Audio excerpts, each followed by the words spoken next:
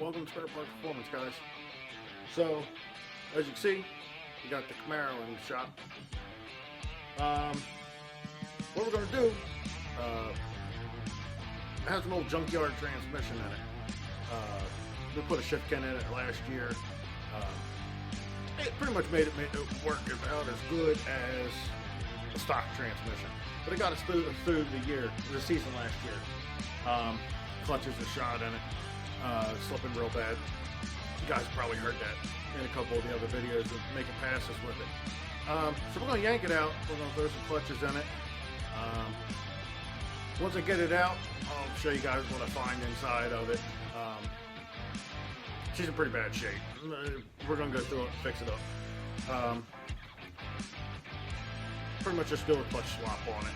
A couple other things that we got going on it. I noticed the radiator's leaking a little bit. So we're going to change the radiator out in it. We're going to put some C-clip eliminators in the rear.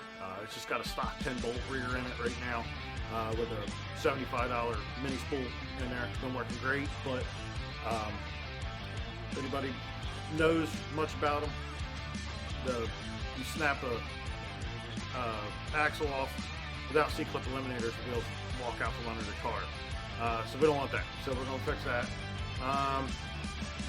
A few other things. I got to do an oil change on it. Just kind of get it ready for the season. It's about mid-February right now. So tracks are going to be opening back up in about a month or so. So we want to try getting everything all set up, ready to rock and roll.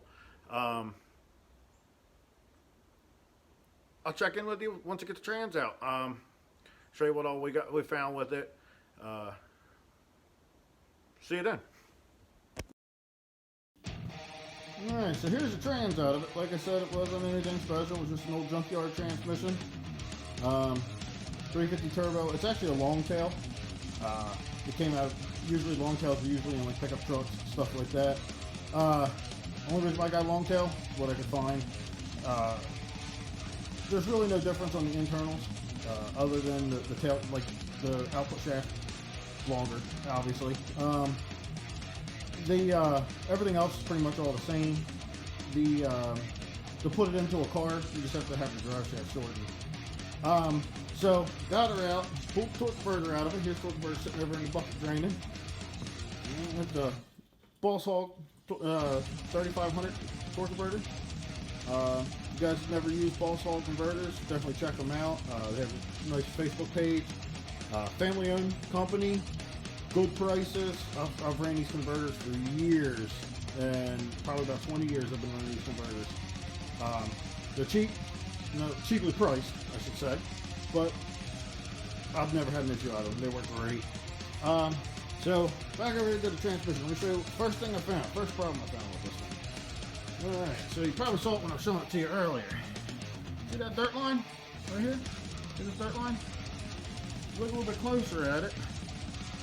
It actually split the bell housing. This is about the second time I've had this happen over the years. I had a 70 Chevelle that did the same thing.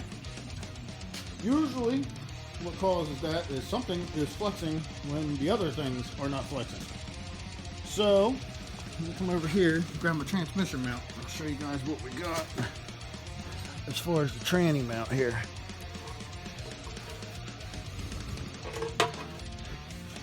Alright, so here's the transmission mount. Alright, nothing special, just a stock transmission mount.